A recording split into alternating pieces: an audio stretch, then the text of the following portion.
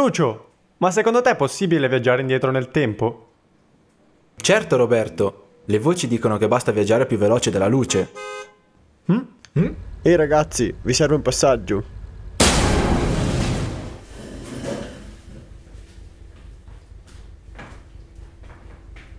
Bene ragazzi, mettete questi.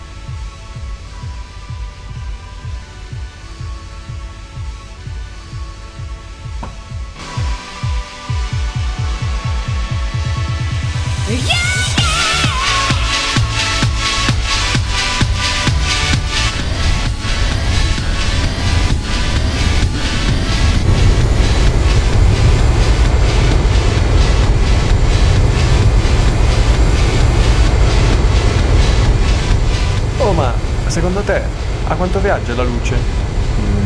Boh. Oh!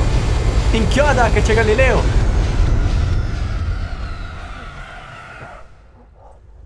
Che stregoneria è mai questa? Fermo! Aspettaci! Fermo! Possiamo venire con te, Galileo? Oh, ma certo, ragazzi, venite! Quando aprirò la mia lanterna, Simplicio vedrà la luce e a quel punto aprirà la sua lanterna. In questo modo io potrò calcolare quanto tempo la luce ha impiegato per arrivare fino a me. Conoscendo lo spazio e dividendolo per il tempo, avrò calcolato la velocità della luce. Bene, adesso lo chiamo. Simpli! Ok, ha risposto. Procediamo. Per tutti gli astri medicei. Ha risposto immediatamente. Riproviamo ancora. Ancora una volta. Uguale. Riproviamo un'altra volta. Ancora. Che bello. Scherzetto. Dunque la velocità della luce deve essere infinita. E allora perché il tachimetro si ferma? Già, perché?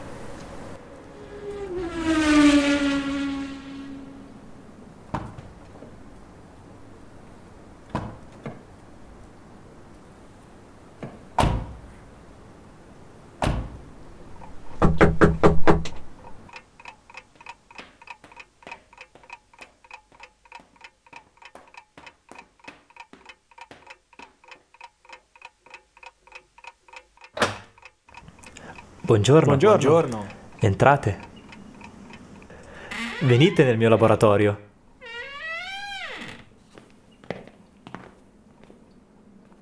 Il mio esperimento consiste nel far passare un raggio di luce inviato da dietro l'ingranaggio attraverso i denti dell'ingranaggio e farlo riflettere sullo specchio che il mio assistente sta tenendo. Alzalo!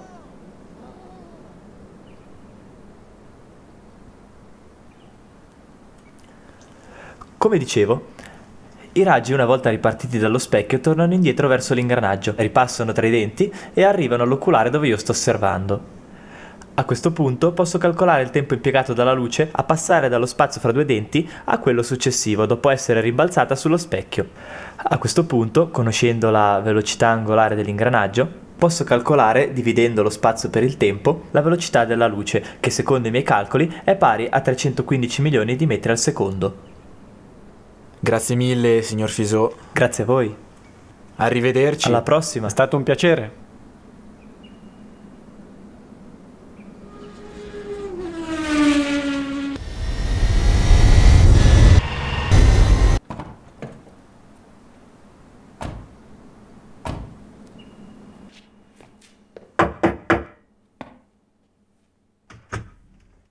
Ciao, sono James Clerk Maxwell. Piacere, Lucio. Piacere, Roberto. Venite nel mio laboratorio.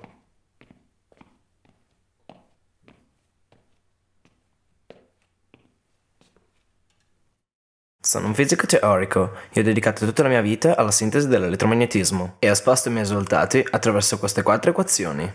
Grazie ad esse Ho autorizzato l'esistenza delle onde elettromagnetiche e ne ho calcolato la velocità nel vuoto. Scrivendo il dimensionale della terza equazione, otteniamo che un campo elettrico fratto uno magnetico dà una velocità.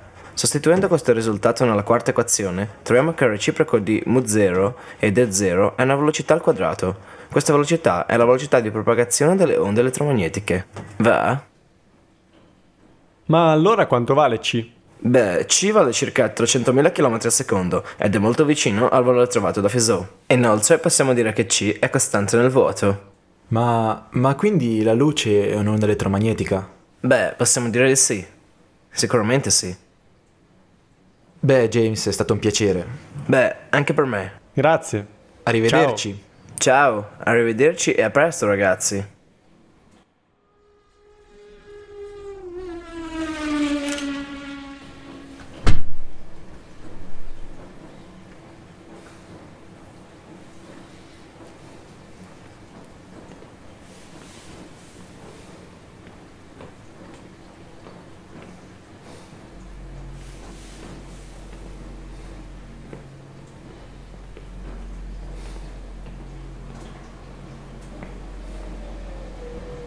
Albert Michelson e Edward Morley furono due fisici americani della fine dell'Ottocento. Vinsero entrambi il Nobel per la fisica grazie al loro celebre esperimento con l'interferometro, che dimostrò l'inesistenza dell'etere.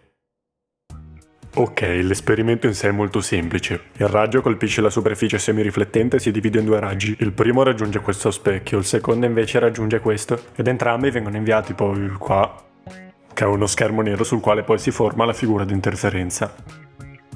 Ruotando di 90 gradi l'esperimento, il sistema di riferimento dell'etere dovrebbe rallentare la velocità del secondo raggio, variando la figura di interferenza. Ma questo non si verifica. Ma quindi l'etere non esiste? Secondo le conclusioni di questo esperimento, purtroppo l'etere non esiste, e così tutte le certezze della fisica costruite fino al XIX secolo andrebbero in crisi. E quindi la velocità della luce? È costante in tutti i sistemi di riferimento, vuoto compreso. Noi andiamo. Vi salutiamo, grazie. Ciao ragazzi.